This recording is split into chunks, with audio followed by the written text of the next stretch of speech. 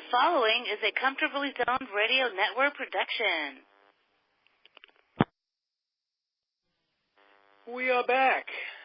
Skip Lockwood, Inside Pitch, one of my favorite segments of the week. I'm Ralph Tyko, Comfortably Zoned Radio Network, and Skip is here. How you doing, Skip? Good morning. How are you? It's early out on the West Coast. It's earlier time, isn't it? It is. I'm 3 hours ahead of you, and you're 3 hours ahead of me. Let's put it that way. I am. But, and the Easterners are always ahead of the Westerners. I have to admit, as a former Easterner, it is much slower. The pace of life out west is much slower than the East. Some people thrive on it. You're one of those that do. And as an accomplished person working all the time at something, what are you working at right now? What's going on in your life? Well, as you know, we have a multi-generational family household.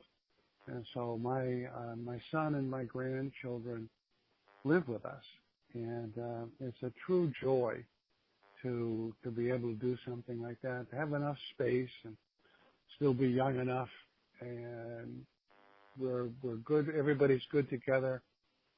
It's hilarious watching everybody ride their bikes and go out and look for butterflies. And it's we have 3 grandchildren.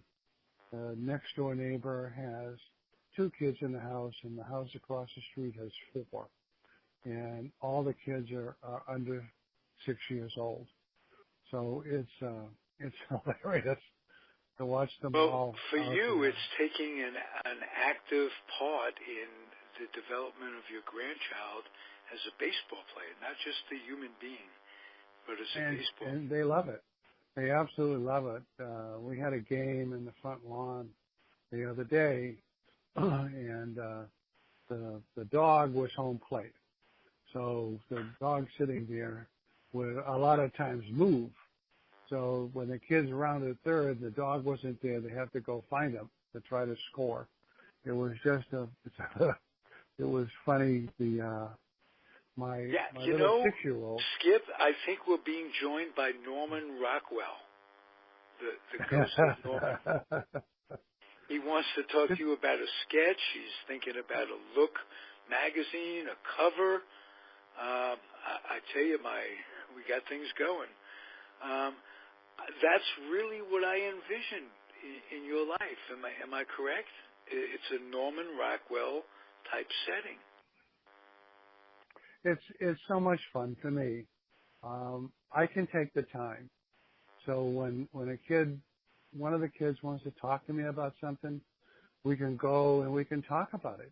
When you're raising your family and you've got to clean and cook and make a living and commute to work and all of that, you don't have the time. But I have the time.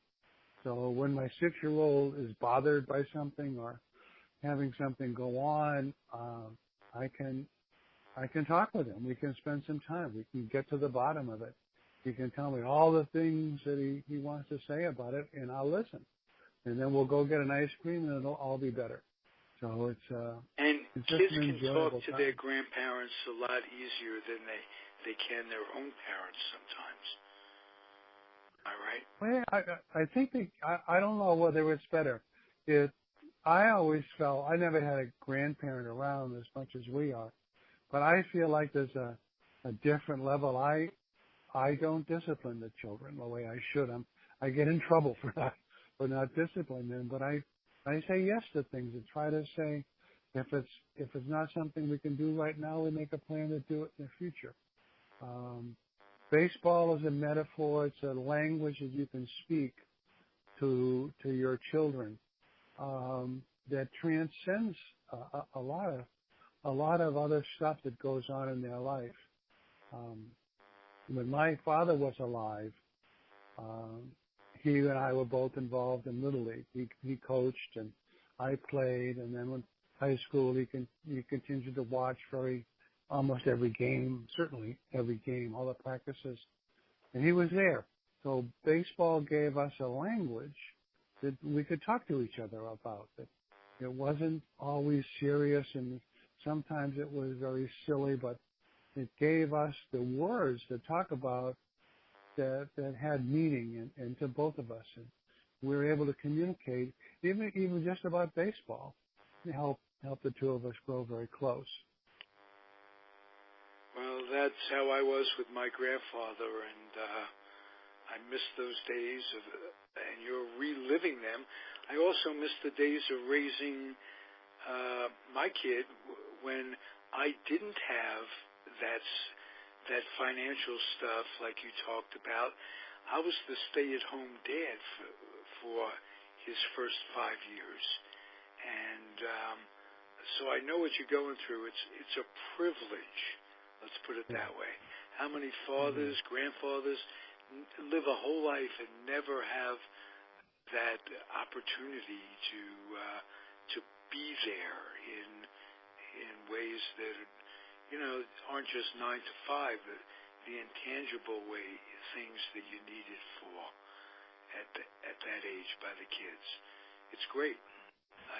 A big joy, very big joy. Yeah. Way to go. Way to go. Thank you. Hey, let's relive a few baseball memories.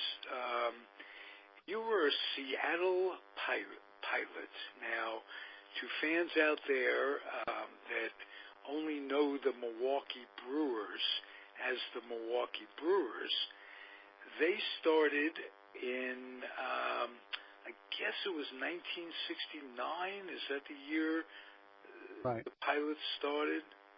Right. That's exactly. Am I correct? Yeah. Oh, yeah. Okay. And they were very well documented in a book by Jim Bouton, Ball 4. It was by far the most entertaining baseball book. Remains to this day Skip Lockwood's Inside Pitch, notwithstanding, and Kathleen's book as well, notwithstanding. Ball 4 was something else. Before we go any further on Ball 4, there was Jim Bouton worked with an editor. He was Leonard Schechter, who was a New York Post columnist when I was growing up, and the Post had here's two columnists: Hall of Fame, future Hall of Famer Leonard Cobbett as a writer, and Leonard Schechter as a columnist, rather, in the Post. It was the greatest sports section one can imagine for an afternoon paper when you're a kid. And Leonard Schechter basically put Jim Bouton's thoughts in order. So I wanted to give him a lot of credit right off the top. And ask you the first question. You were a member of that team. Was there anything that was so outrageous it wasn't that way at all? Oh, no. So we have talked about this before. I think that Jim Bouton is a Boy Scout. There was a lot of things that happened with that team and on the field and off the field that just could not be put in writing. There was a lot of drinking, there was a lot of philandering, there was crazy plane trips. We had guys forget about the game and stay at the hotel because they were busy. The whole thing about that team was just completely nuts. Jim captured a few things and named a few names and caused a lot of perspiration.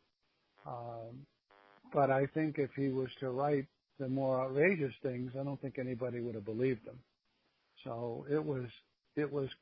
I was a young man back then, and this was a team that I was coming to as a brand new pitcher, and I had to spend some time in in the military and then in the minor leagues, and then came up to Seattle. I didn't play the whole season there. But now your minor leagues was, if I'm not mistaken, was Hawaii. Am I correct? Yeah, no, I played against Hawaii in the PCL. I didn't play for Hawaii. Was always California Angels team. At least when I was playing. That was a AAA club for the Angels. Boy, I thought it was a AAA club for Seattle the year of Boughton's book. You could be right, but I wasn't over there. I didn't play over there. Okay. And this is before you got married. Oh yeah. So you were having fun as a kid.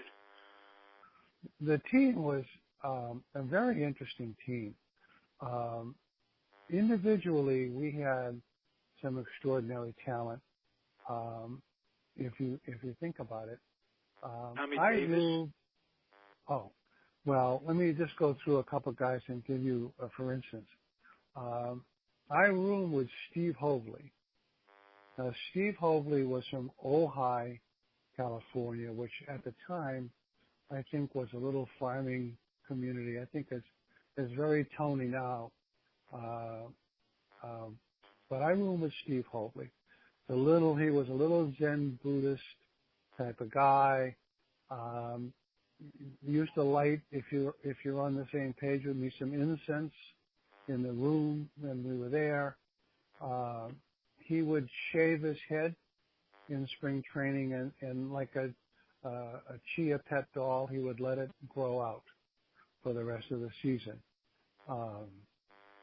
Very good hitter, little left-handed hitter, small guy in stature, but as a Buddhist, he was very passive at the plate, which is just a great way to hit a baseball. He would just stand there, as calm and collected. He wouldn't overswing. Every time you throw him a fastball, he'd hit it to left field. You'd throw him a curveball, he'd hit it to right field, hit the ball up the middle. He was just such a sweet, graceful, prototypical hitter. You wanted to clone him. And when you're talking to Steve, it took forever to have a conversation with him because everything was drawn out. He was thoughtful about things. And he was just an amazing guy. I love him. Pizza. I haven't spoken to him for years. I hope he's listening today, and he can give a call or write a letter. Out of character for a baseball player, for your typical baseball. It wasn't. The whole team was out of character to begin with. So each individual, had their own story, of course. One guy that I remember that wasn't a superstar was a guy named Danny Walton. Danny was a power hitter that came to the Brewers when the whole team came over to the Brewers, and really had himself a couple of great seasons. Big swing, big muscular. This was before the days when athletes used to work out a lot. This guy had muscles on top of his muscles. Was he from Illinois, Southern Illinois? I believe so. Okay, I do remember him. He may have passed away early. Am I correct? He did. He was a welder. When he got out of baseball, he had a little shop and he did welding. That's what he did when he was after his career was over. He was an outfielder, and one day Joe Schultz sent a pitch hitter up for him in the either the 8th or 9th inning, and Gianni was so upset that they had sent a pitch hitter up for him, and he had gotten there was tying runs on base, and he wanted to drive them in, and he just was infuriated by this. It's a true story.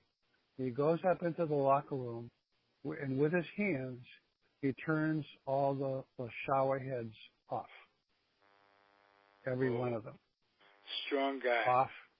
Off. He goes all the way down the line. Well, as you can imagine, we could not turn them on. The game ended. The team's up. We've got a plumber. We have to summon a plumber from the ballpark to come up, and the whole team ended up going in the bus in their uniforms back home with their clothes in their hand, take a shower at the hotel. He was just so strong. Another Danny Walton story was he struck out and was very upset about striking out. He came back to the bench, and the bats all were in little cubby holes in a wooden holder, and some of them were wooden, some of them were plastic.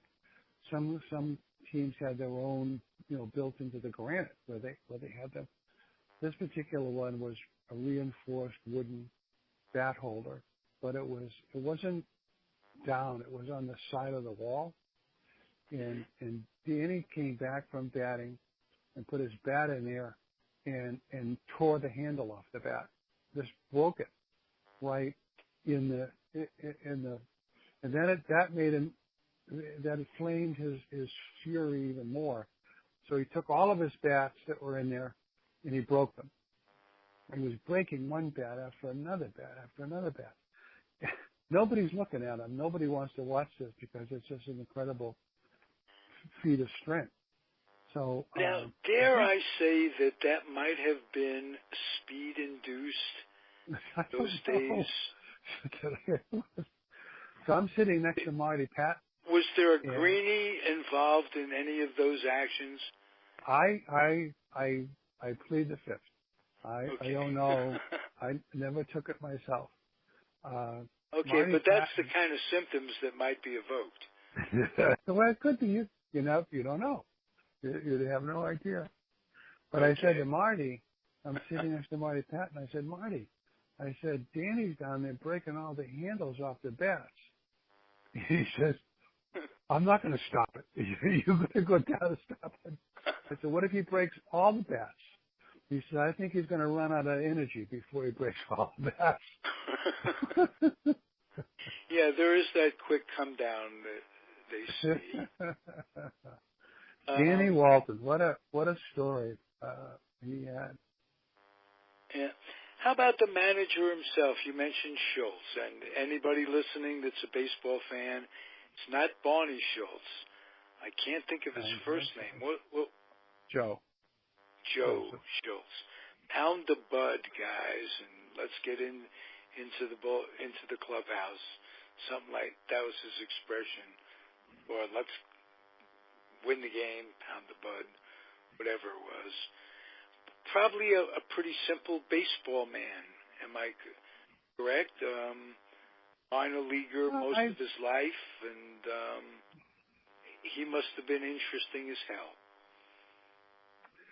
I didn't know him because I was only there a couple of months, but I think a manager can be defined by his coaches in many cases. Joe Schultz had Sal Magley as a pitching coach on that ball club, and Sibby Sisti as a coach that was there. A couple other guys, Ron Plaza, Frank Corsetti, am I correct? Frank Corsetti was there. Yeah. Yeah. So they had even the managers were a mismatch of different personalities and everything. I loved Sal Magley. He was easy going. Tell me about him as a pitching coach. Forward. He doesn't come off well in Bouton's book, nor does Corsetti. And I'm hoping that you have nice things to say about my boyhood hero, Sal Magley, as a New York Giant fan that I was. Sal was a slender guy, and he was very slow talking and very deliberate. I was new to pitching and needed a lot of work. I was clay that was still wet. Everything you tell me, I was going to try to do it, even if it didn't fit. My wind up and my pitch selection, and everything. And he was trying to teach me. I remember we were trying to teach me a curveball, and for the life of me, I could not get the thing to spin the right way. My hand was always underneath it and everything. And so he had the bright idea that we were going to take different kind of balls, and we were going to try to spin different kind of balls. So we brought a softball in, and we had tennis balls, and it's tough to spin a tennis ball because there's no seams on it really. And we had ping pong balls. And he was determined to teach me how to throw a curveball. And we finally figured out that on one knee, throwing a softball, throwing a tennis ball, I could learn the right hand configuration and the right way to roll it off my fingers and get it to work enough so that I could get the spin a little bit of something after the plate, that this wasn't a crossing fastball. And Frank, it's like a laboratory, a pitching laboratory of experimenting. Is that what it's like? It was, usually the other pitchers can help you more than the pitching coach because they've been around. There's different pitchers, and first of all, there's more of them, so they usually can help you. But Sal was determined. He thought I had a future. And he and I were determined to learn how to throw these curveballs. So we used to play catch, and he had a great curveball. He'd throw that spinning curveball up to me, and then I'd try to return it, spinning it. Mine would spin sideways and wobble and everything. I finally did get a breaking ball towards the end of that season. But you don't want to get something that's going to hurt your arm. And trying to learn how to throw it in such a way that you don't have to twist it so much was really one of the keys. Okay, let me ask you along those lines, what would you tell your grandchild to avoid in terms, or how could your grandchild avoid injuries? Could he pitch more and get those innings up, or coddle his arm? How do you see it?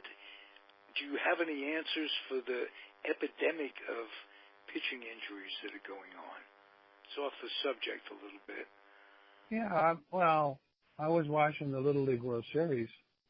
Was it yesterday? I think Hawaii won. And right. I think it was very wonderful for Hawaii with the volcanoes and the rain and everything to have their Little League team win. But I watch kids they can't be 13 yet. I believe Little League has still a birthday a sunset. So I think it's August 15th. If you turn 13 after that, it's okay, but you can't turn 13 before August 15th, if I'm correct. So these kids are young, and they're not grown. They don't shave, most of them. And I don't think you should be throwing a breaking ball like a slider or a curve before your growth plates in your arm mature. And I watched these young boys yesterday throwing curveball after curveball after curveball, and it just hurts me to watch them do it. My advice would be to learn something off speed, but not something you have to twist your arm. Not a curveball or slider that twists the elbow. Precisely the advice that George Case Jr. gave George Case III, who does a podcast on this network, when he was growing up. Don't throw the curveball until you're ready, until you mature. And if you're watching kids throw curveballs at this age, those kids are going to have problems down the line. You could almost predict it. Am I correct? Well, and the other thing I would do is stretch the arms out. I think today the young arms get stronger when they throw for longer distances. And so that does two good things. It builds up the right muscles if you're playing catch, 100 feet away from the person that you're playing catch with. I think it helps to stretch out and strengthen the right muscles in your arm. And also, if you watch the ball spin, Ralph, and you're playing, it gives you a chance to watch the ball spin because it has more time to travel. The young boy can learn which spin is the right spin for him. If he's learning how to sail the ball like a third baseman or an outfielder would do, that four-seam sailing fastball, he needs to see that spinning and how to make his hand move to make that spin right. That the ball's not carrying and it's sinking, the grip is wrong. So I think to stretch the kids out a little bit, I think is just a wonderful idea. I think Little League is a petri dish for these kids' emotions. I managed Little League, and I was president of the league a little bit. We had some hilarious stories about Little League and the kids that used to play. I would have every boy on the team in charge of making out the lineup card at least once during the season. All 13 kids got a chance to make out the lineup card. And with whatever they put down, that's what we did. And it was funny because you wouldn't pitch some of the boys because they couldn't throw, or some of them couldn't catch. But invariably, when they did the lineup card, they were going to pitch that day. And we had boys that were pitching that couldn't catch the ball.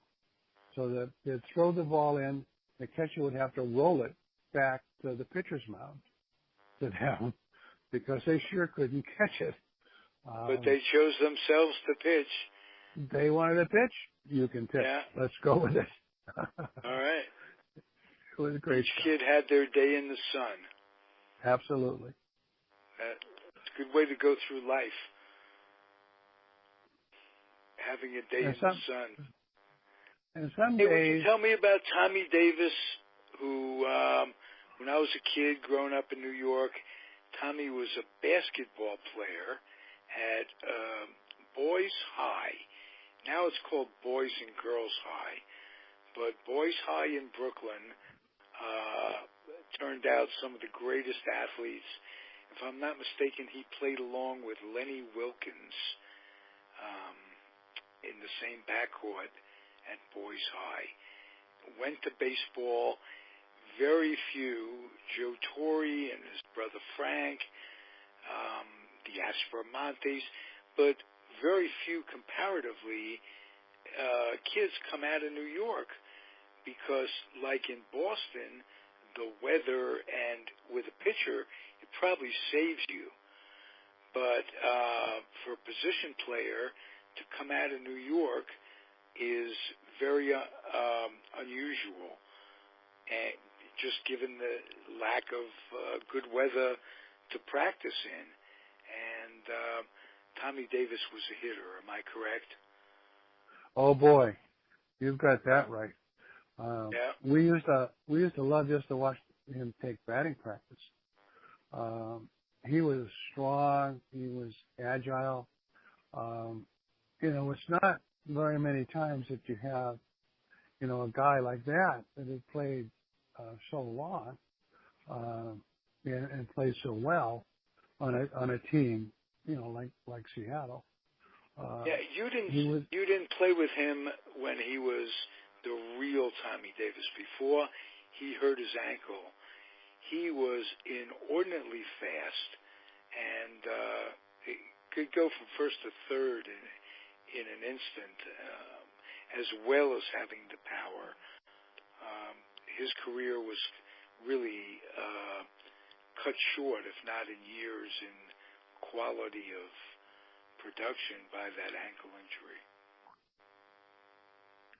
Well, I think he for the Dodgers. He did play for the Dodgers, right? I think that he was one of the real headliners, for the Dodgers, and with Maury Wills and those guys out there. I think he was one of the guys that was a star, an all-star. It was for a couple of years, but again, that injury really cut him short.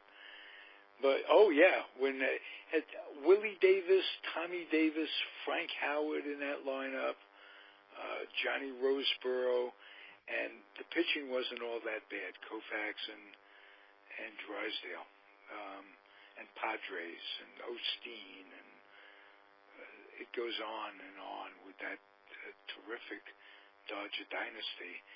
And as a Giant fan, it wasn't all that much fun to watch them finish second and third for many, many years in the 60s.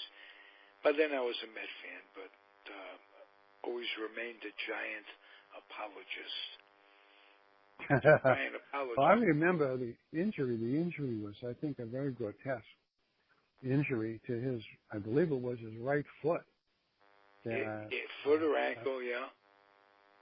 Yeah, I think the trainer came out and tried to, was it dislocated or broken or something like that, and the trainer was out there.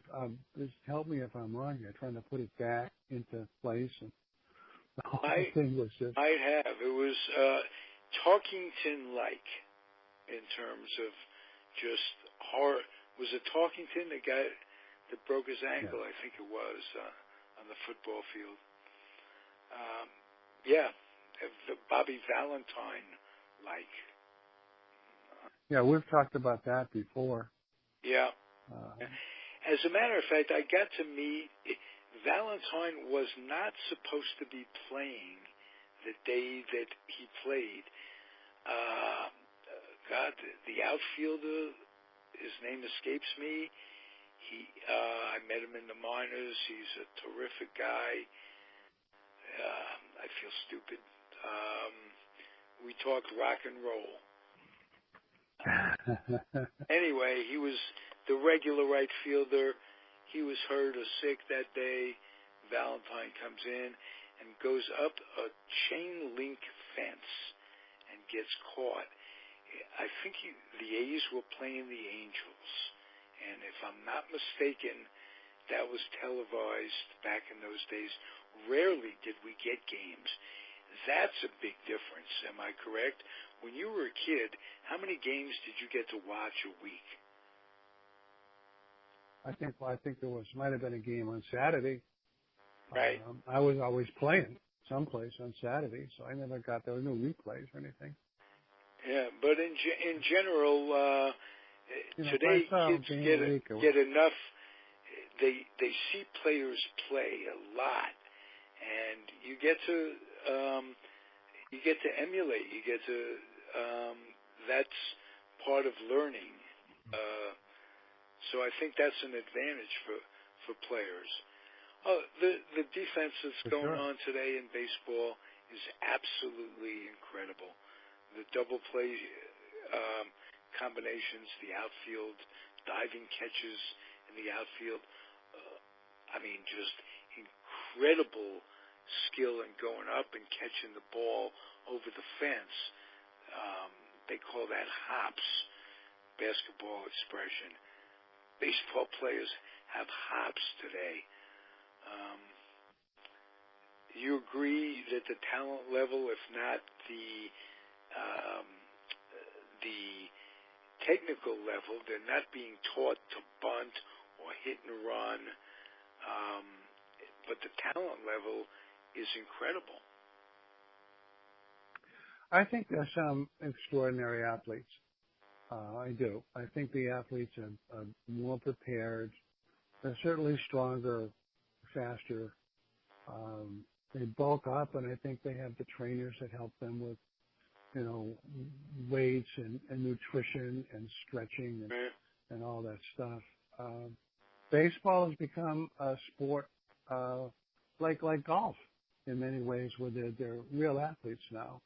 I played with guys that were one-dimensional. They were good at doing what they did, but they weren't athletes. The pitchers were not always in shape. The outfielders weren't always sober. The whole game, has changed now, and everybody is much more squared away. I see a lot of injuries today. I see guys trying to do more than they really can, and I see a lot of injuries happen to guys in the middle of their career, and I think guys were not tougher, but without a multi-year contract, if you have something wrong with your foot or your leg, you played anyway. If you had an ankle problem as a pitcher, nobody cared about that. You just went out there and pitched. And you pitched until they took the uniform and the ball away from you.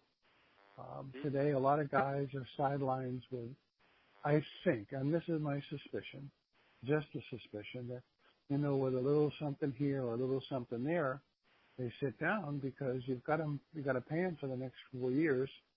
You don't want them out there if they're going to hurt themselves. It's a commodity, I don't mean to say that players are commodities, because I don't mean that.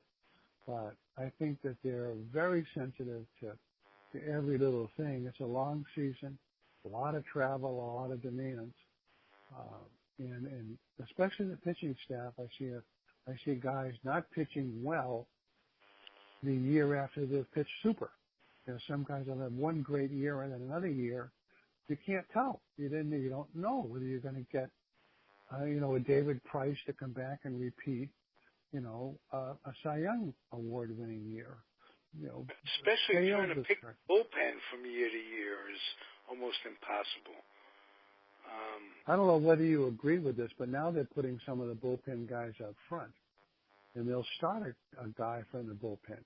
And if I'm not mistaken, it's Tampa Bay that leads the throw in trying to get this going, and they're a team that could win 90 games this year. It's revolutionary, where they figure a starter should not have to face the lineup more than twice. Statistically, he becomes so much less effective. So they're bringing a relief pitcher, making a relief pitcher start the game, work an inning or two, and then the starter comes in, works through the lineup twice, and more relief pitchers come in, and it's working for Tampa. And I had mixed emotions about all of this, but I'm coming over to the other side here. I'm beginning to believe that this is one of the new ways that managers can earn their pay. I think the whole bullpen gets involved. And it used to be 5 guys pitched and 5 guys watched. Today, I think the bullpen, at least with the Red Sox, I see them a lot. I think everybody's involved. You come to the ballpark, you're going to play, you're going to pitch a couple innings, maybe get a day off, pitch a couple more innings. It ceases to be important whether you start or you relieve. The critical issue is how well you do, how well you control the game. Can you get it to the guys that are supposed to win it for you, being your closer or whoever it is going to pitch at the end of the game. I don't think it's a bad idea right now. I think it is catching on a little bit. Yeah. And baseball, as you know, is really slow to change on stuff. In a lot of ways, very conservative, staid, but somebody comes along like the Billy Ball thing or the money ball, whatever it is that wins for a while, catches on, like the shifting thing. Someday there's going to be a manager that almost demands the hitters to try to beat the shift. And with that in mind, if they start being really successful, they'll go base to base. They'll take a bunt single here. They'll keep it going, and the shift will dissipate. That's how I look at it. Unless it's legislated, they're talking about having to have 2 infielders on each side of the infield. and having to be on the dirt, which is different in every park. The dirt, as you know, am I correct that? Yeah, you're right. It's so not they're universal. going to have to standardize that in some way.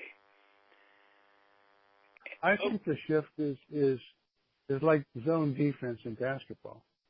I don't think it should be allowed. But if it works, if guys can't hit the ball the other way, I think it changes the way you pitch. Because if you're shifting for a pull hitter, you're not gonna pitch the outside part of the plate so much. You're gonna pitch the inside part of the plate, and the guy knows that you're gonna try to get him out with a breaking pitch or a changeup because those are pitches that you would pull. So I think it changes the way the pitcher goes about getting guys out. But if you can't hit it the other way, I guess the right thing to do is stack them all over there and make you try to beat it.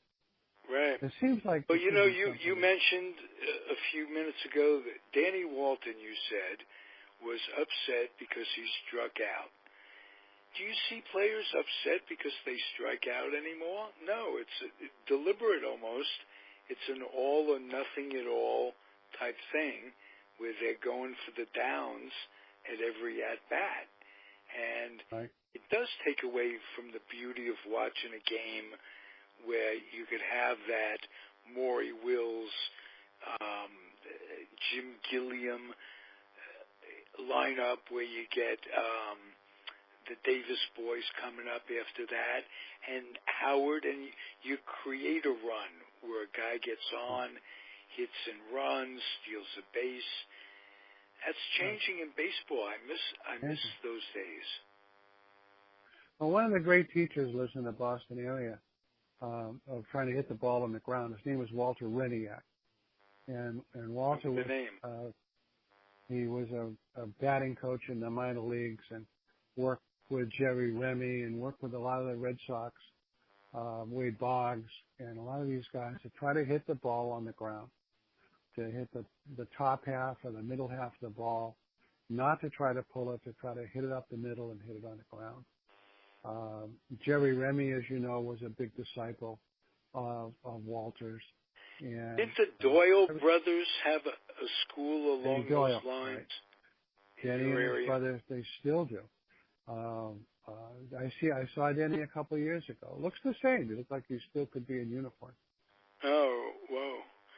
As do you, by the way. Wow, I saw the Hall of Fame pictures. You're holding up pretty good.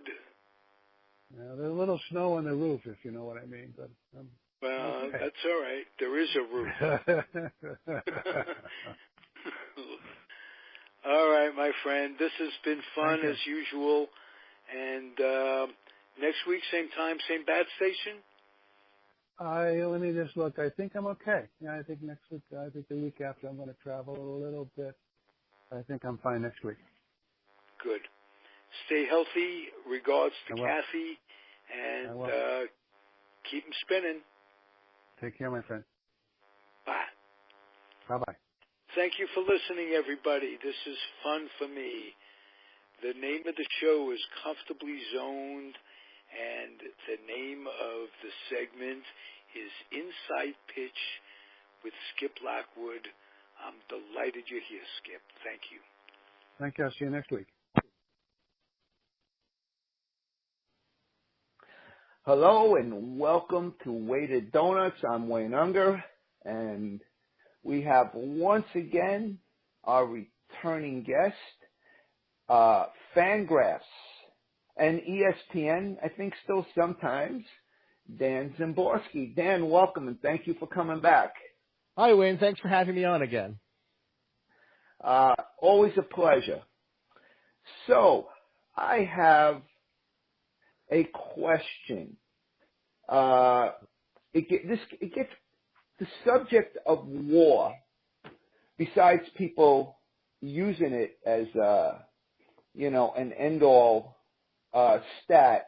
I actually get, I hear another side a lot of times, and of course they take, they take the line from the song "War." What is it good for? Absolutely nothing. So we know there's no perfect stat. So tell me, what do you think is the downside of WAR? Where do you think it has holes? If you believe that at all. Well, one problem with WAR, especially on the pitching side, is there's some philosophical variance between how runs are created, and there's a very legitimate disagreement between people whether the runs used for a pitching WAR should be something peripheral based like FIP that Fangraphs uses, or a more traditional looking at the actual runs scored and trying to adjust it by defense the way Baseball Reference does. In the end, I find Fangraphs' approach more useful in the short term, while Baseball Reference approach more useful for careers. I think maybe the other problem is there is some disagreement, like you will with any, like say a stock market, a stockbroker. You'll get different ratings for different stocks using slightly different methodology. And I think it's sometimes hard to explain to people that there's a disagreement because it's a generalized stat. WAR is a good, it's a good rough tool, but someone with 3.0 WAR can't say they're better than someone with 2.9 WAR. The error bars are just too large for that. But in the end, they're decently designed statistics. Okay. They're always going to be fraught with the problems that, summary statistics have, but they're useful, and we shouldn't let the perfect be the enemy of the good. Okay, well, let me ask you this then. Right now, I'm looking at the 2018 season WAR leaders. I would imagine, does ESPN use Fangraphs WAR or I believe they were using Baseball Reference WAR. I honestly never knew because I never really used their stat ranking. Okay, I think it's Baseball Reference WAR.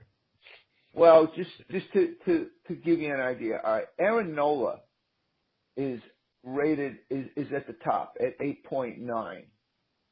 Now, so would you say, that there's a bit of a defect there?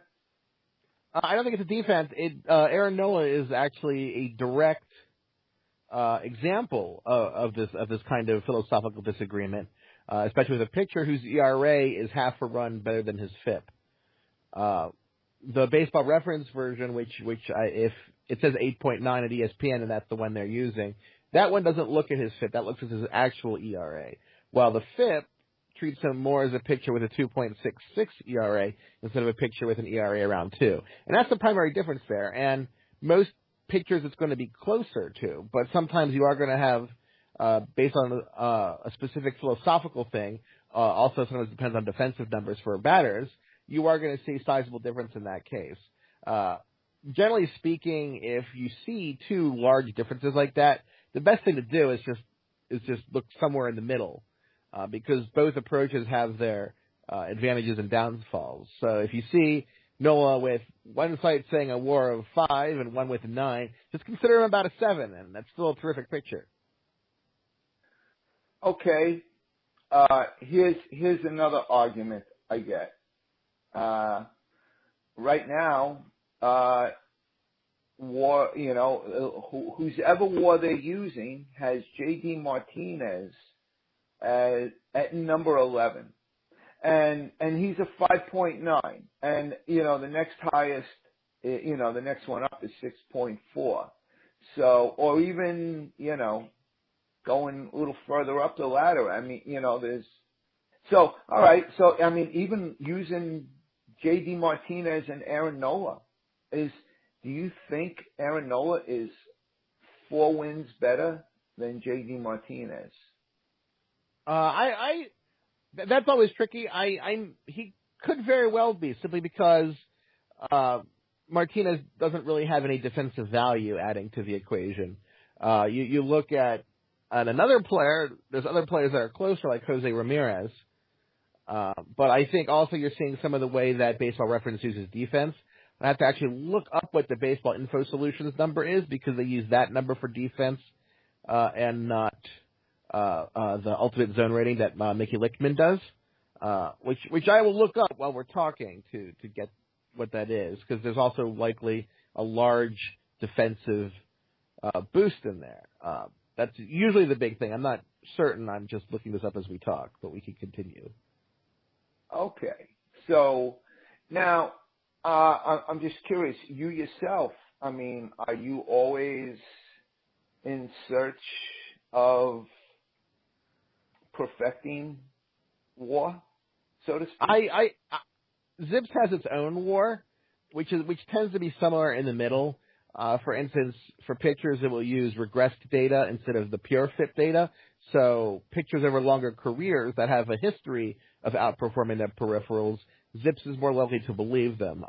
The classic example of this is Tom Glavine, in which my method would give him more WAR in 1990, in 1992 than it would give him in 2016, simply because it's observed the career of him outperforming his peripherals, and it thinks there's more real value there, which you can't find in a season or two or three. But there's also the increased issue of muddying the waters further, and having another WAR out there. And anyway, for the Phillies, Baseball Info Solutions actually has the Phillies at 101 runs worse than the average team, which means their pitchers will have larger WAR numbers. And philosophically, that's a little problematic because defensive numbers are so volatile in the season, which is one of the reasons that Fangraphs uses the FIP approach, which says we're not going to adjust for the defense, we're going to go a generalized approach because sometimes these defensive numbers are off. If the Phillies numbers were real, if we knew for a fact that they were 101 runs worse than the average defensive team over the course of 5 months of the season, in that case, then Aaron Nola gets a lot more valuable if an average pitcher is going to have an ERA nearly a run worse with the Phillies than another team. I don't exactly buy it's that severe an impact. I'm not really sure that Andrew Knapp, for instance, was 11 runs below average in just 344 innings. That would make him like a negative 50 player, which I'm not really sure is possible. So that's why you're seeing the big NOLA difference. Okay. So now we have approximately 5 weeks left in the season. I know we discussed before the season started, we were making our predictions, and I can't remember whether you felt the Yankees or the Red Sox would finish first in the East. I know we were both in agreement that they were going to finish 1 and 2. I had the Yankees slightly better by a hair. Let me open it up. I had the Yankees finishing 2 games ahead of the Red Sox, which of course is unlikely to happen now. The Yankees have closed that gap a little bit. I mean, they're down to 6 games now, and all of a sudden it looks a little more plausible that they catch up. But 6 games is a little hard to make up. And only 5 in the loss column. Yeah, right. It's better to have the extra, the 1 fewer loss than 1 fewer win, since you can make up a win and not really a loss in the same way. I still think the Yankees have a slightly better roster, but predictions aren't anywhere near accurate to be able to tell the difference between, say, a 95 and a 97 win team. Now, so while we're on the subject of the Yankees, we know they miss Aaron Judge, and not only his singular bat, but how he's pitched and how it makes pitchers pitch to other batters because he's in the lineup. Okay, do you think the same holds true? Maybe not as strongly, but the same holds true for even an anemic Gary Sanchez. I'm not sure. It's easy. The effect of losing one player can get lost pretty significantly, and just because there's so much air, so much noise, and in baseball, the difference between players isn't as large as in other sports. And the Yankees, I mean, they haven't really struggled to score runs. In the same number of games as June, they've scored only 7 fewer runs. So it's not a team that's really hurting offensively. But, of course, you prefer to have Judge back. There's no question about that. And I know we had the Indians. I know we had the Astros. Are the A's a surprise? To me, they definitely are. I thought that they were somewhere around 500.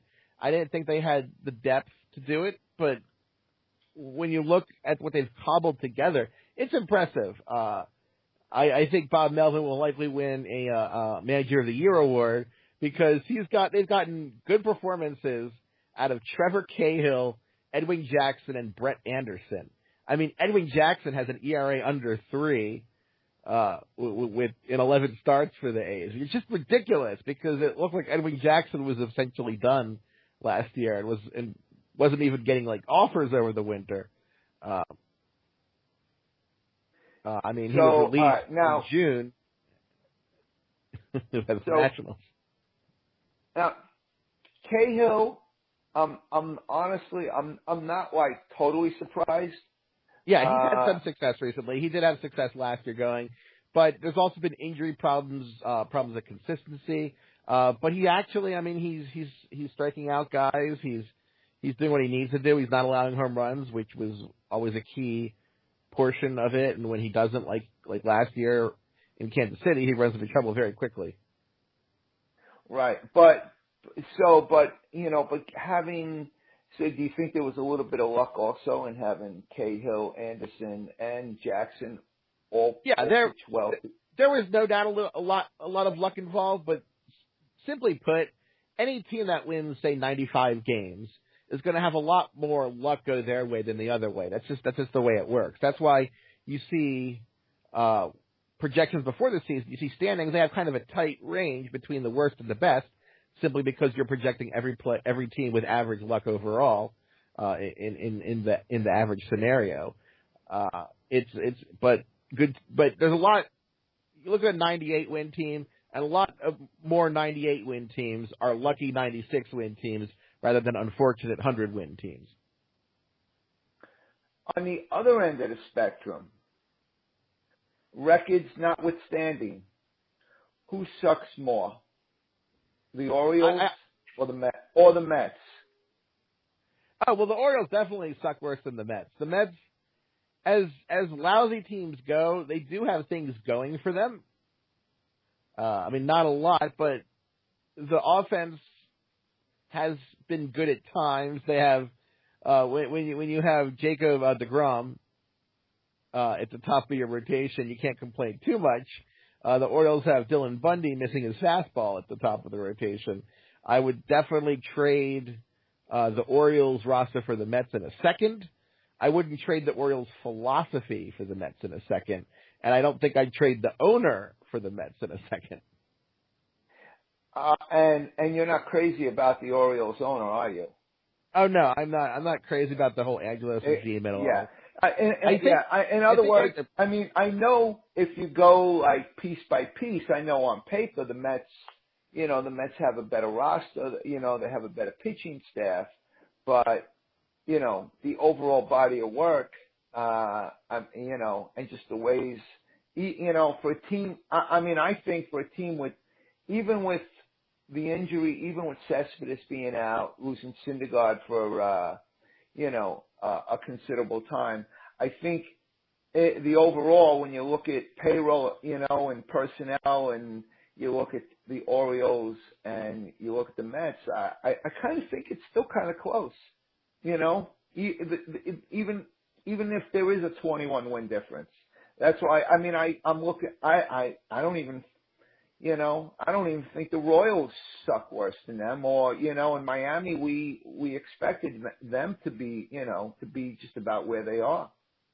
Yeah, but with the Mets, you have 3 starters better than anybody, any player. DeGrom, Wheeler, and Syndergaard are more valuable than any one player in the Orioles organization right now. And that gives them a plus. I mean, obviously, I wouldn't trade ownership because I don't like the Angelos regime as owners, but I do think that they're well-meaning. I don't know if I can necessarily say the same about the Wilpons. I think Angelos wants to win, and I think his kids want to win, but there's a sort of an organizational dysfunctionality, which is probably done out of good faith, just incompetence, where you have this structure where nobody's really responsible for everything and everyone's responsible for everything, and you have overlapping responsibilities and unclear order of the organizational ladder, like who's the boss, who's not the boss, whose word takes effect. It's kind of a mess in Baltimore, and I would like if they bring back Duquette and let Showalter go, if they gave Duquette just actual authority where he didn't have to fight for everything. But to wrap up a long rambling screed about the Orioles, I think it's more incompetence than bad will, shall we say. Okay. Now, you're a little closer to that situation. Basically you follow it more intently than I do. Do you think Showalter will be back? I think at this point, I think one of Duquette and Showalter will be back, but I would probably guess that, Duquette is more likely to come back simply because at the trade deadline, they seem to agree with his view of the organization, which isn't something you do if that's the guy you're going to get rid of. It'd be kind of a weird thing to do. But nothing is guaranteed with this organization. They can decide at the end of the year that they like Showalter better going forward and get a new, a new GM / whatever for the team. But we'll wait and see. I think it's more likely Duquette comes back though, but it's not like 90-10 against. And going over to the Nationals, did you ever expect this at all? It was always a possibility. I know Zips wasn't overly enthralled with them in the preseason. Zips projected them at 89 and 73. Now, obviously, 89 and 73 is better than the team we have on the field, but sometimes 89-win teams win 81 games. They've had a lot of injuries, and things happen. We're not that certain. Zips' projection for the playoffs for the Nationals was only 74%. And while that's obviously more likely than not in the projections, there's 26 was a lot of percentage points of things to happen. Right. And did you think the Cardinals were done? I thought they were. They seemed to have that look of a team that was like wrapping up the season. They were making trades that were not buy now trades, but they've done a really, really good job.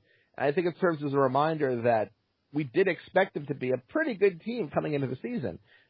Maybe not as good as the Cubs coming into the season, but I had them at 87 wins coming into the year. And they've done a good job fixing their bullpen on the fly using in-house solutions rather than overpaying for, say, some veterans. You look at the bullpen and you have, a lot of guys that have come up through the minors now. And the Dodgers, if Kenley Jansen doesn't get back on track, are they done? I wouldn't say necessarily they're done, simply because I think they still have the strongest roster.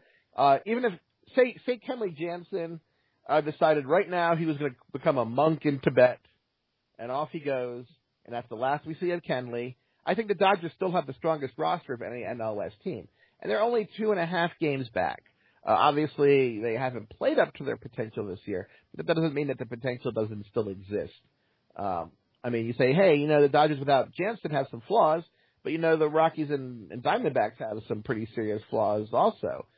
You look at the Diamondbacks offense at 87 OPS plus, that would be one of the worst playoff offenses in history.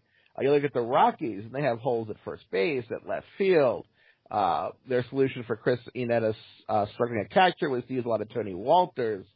It's not a good offensive team either. And some of their pitchers haven't been top-notch lately. They've had some struggles. And my phone is ringing for some reason. Sorry. That's okay. Do you need to grab it? No, it's not important. It's just my mom. Oh. It's Mom. She just wants something stupid, I'm sure. That's okay. But we're actually going to wrap it up. And I guess, let's see. So I hope to get you back right around October 1st. And, we can, see how the season,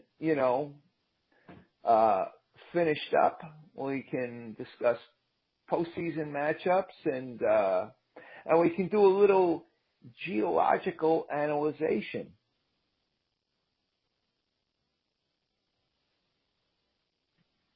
Dan, are you still there? I might have lost Dan. Well, Dan, I don't know if you're there, but I'm going to wrap up the show. Thank you, everyone, for listening, and we'll be back next time.